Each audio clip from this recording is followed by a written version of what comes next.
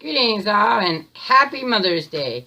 Now, my opinion of motherhood is anyone who has sacrificed and loved you and taken care of you and made sure that you at least had a semi-good footing on adulthood life. So it doesn't necessarily have to be the person that gave birth to you, because some wombs, that you crawl out of are not necessarily the best wombs of all. They're not connected to loving, happy moms. My idea of a mom was always my grandmother. My mom was a little bit chaotic for me. Not chaotic, I guess. She was kind of flippy-floppy. And I love my mom, so I don't want to say anything too negative in case someone sees this. But my mask is having an issue. I think what's happening is it's getting old and it's stretchy out and it doesn't work as well, so I look very baggy today. Sorry. That was a divergence that we didn't need to go down. Anyway, my grandmother, though, always had, when you think about the ideas that society puts on motherhood, my grandmother kind of was really great about that. She was, she could get angry, though, don't get me wrong, and she'd chase me around with racetracks from the Hot Wheels racetracks. You get those, or little switches on the back end of your legs.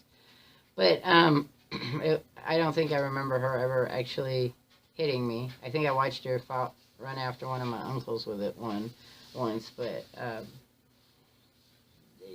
than that, she was very kind and soft-spoken, and though I may just be remembering it wrong, so you gotta remember that too, because I kind of remember things incorrectly. Anyway, so here's my poem that I put in the animation in case you wanted to hear it read. Some people like to hear that. So this is the Ode to Motherhood. With my eye I do spy homage to mom everywhere. Now, I wrote it differently than how I put it up because it sounded better, and I grouped the pictures differently. So I may or may not remember how it is I put it on the animation, but I'm going to try because I think I did it differently. In the sky, way up high, and then, okay, maybe we'll talk about the poem afterwards because I'm very literal, so just go with the literacy. I'm not very, I am imaginative in some poems, but in some poems so you have to just determine, I guess, what poem. I don't know why I'm explaining this. Just take it however you want to. On faces due the genes of races, in smiles, brightness across the miles, on skin, arm, and limb, from the heart, by rose, tulip, and daisy of the art. Why I put rose, tulips, and daisies is because roses and daisies especially, and tulips are this time of year here in the United States, so they kind of generally get put into bouquets for motherhood, for Mother's Day, motherhood, blah blah blah. So that's what that concept is about. Though that's probably what my animation will be about too. The poem came to me when I was trying to think of something to do in that short brief period of time, which it might be longer, it might not. That short, brief period of time that you have for my intro, that's where I want to showcase briefs of animation. And this vlog was supposed to go out last Saturday, which I couldn't tell you what the date of last Saturday was. It was either the 1st or the 2nd or something like that. But I didn't make it because I wasn't feeling well. I think it was the 4th or the 5th, really. I had been sick with the fibromyalgia really bad, and if you watch my other video, I talk about that. So, but this one's about motherhood. It may not be very long. So I love being a mom. It was something I wanted to be since I was like 13 years old. I didn't want a lot of. I didn't at first at 13 want a lot of kids, but around 17 or 18, I thought having enough kids to have your own soccer team would be awesome, because then everybody could play and it wouldn't be no big deal. Or playing hide and seek. Having a lot of kids is much more fun to play hide and seek than 1 or 2 people. It didn't work out that way for me. For various reasons. Some of them, the psychological social reasons that I have a hard time connecting with people or people connecting with me, so it's hard to find people who would wanted to make babies with me. I had always planned to be a single mom when I had She Who Shall Not Be Named, my daughter, who will be about the age of Jacksepticeye soon. But I always wanted to be a single mom. I didn't want to get married to have babies. And I didn't want to marry because I've had babies. If I had babies and I got married, that was okay, but I don't believe in marriage, and maybe I'll do a vlog on that sometime. But I believe in connections. So you can have groups of people who have connections, and then you can, a commune. I'm probably more into group marriage than I would be just single one-on-one marriage if I ever was to get married. But I don't think so. But knock on wood, you never know what's going to happen in the next couple of years or so. But being a mom was like, my two goals in life was to get a master's degree and be a mom. It took me, I was a mom before I ever got a master's degree. But I wanted to be a mother because I wanted a family of my own. I wanted a connection to other people than the people I was already connected to, because I didn't have good connections with them except for my grandma. And when I was young, I had better connections than I did. There was a period of time that I passed through that those connections kind of faded away, and I was no longer part of the family.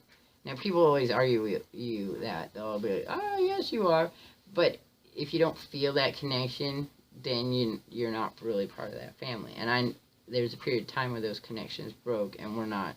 I have friends that I'm closer to. So I had She Who Shall Not Be Named, and then I always wanted one more. Well, actually, I told you, enough for a soccer team. But as the years passed, as she got older, and I didn't really find anybody that I wanted to connect with, and it was really hard to be a single parent. Okay, even if by design you wanted to be a single parent, it's really hard to be a single parent. And it's not to say that She Who Shall Not Be Named doesn't know her father. She does, but I'm the one who primarily raised her, and he put input here and there, as many people do. And the hard part is that it's just there's one of you, and when you raise a child, it's better if there's two of you. Now, I have this rating system for children, small children, because I worked with small children. And when people would bring their children into me, I would explain to them that there are some kids that are one-parent kid. You have really no problem in raising them, except it's kind of hard because you have to be in multiple places at one time, like go to work and they get sick and then you have to be at home or picking them up or whatever. But She Who Shall Not Be Named was a one-parent child. Then there are the two-parent childs. I didn't have any of those. I had the ones where there's more than two adults in any time in the household. And that's how Bobby Joe was. Because if you were having a conversation with the other parent, he was off taking things apart or making weird concoctions or getting out of the house and playing in areas he wasn't supposed to play in. Always on the move. So those kind of children, you need to have the two-parent or the four-parent concept or the 6-parent or the 10-parent family or older kids that can watch and things like that. I never wanted my daughter to ever have to mother my son because that interrupts their relationship. But it ended up happening anyway because I went back to school to get my master's degree, and there was a period that she went off to college, and they just by nature, if I needed a babysitter, it was her that was babysitter because Bobby Joe was a bit hard and people have a hard time understanding him. Probably not now, and he's going to be 13, so he doesn't really need that same supervision. But what did it mean to be a mother? Every Mother's Day I used to make things for my mom. I just made them. I couldn't afford them. I made her stuff. I don't know. There went the buzzer for the dryer. I don't know how. I hope that wasn't really loud. I don't know how she felt, because she's never ever expressed to me, you know, besides, oh, thank you. You know, and she never sat down and asked me about what I made. She never really looked at what I made. My kids make me things, and we talk about them, we put them up, and we enjoy them.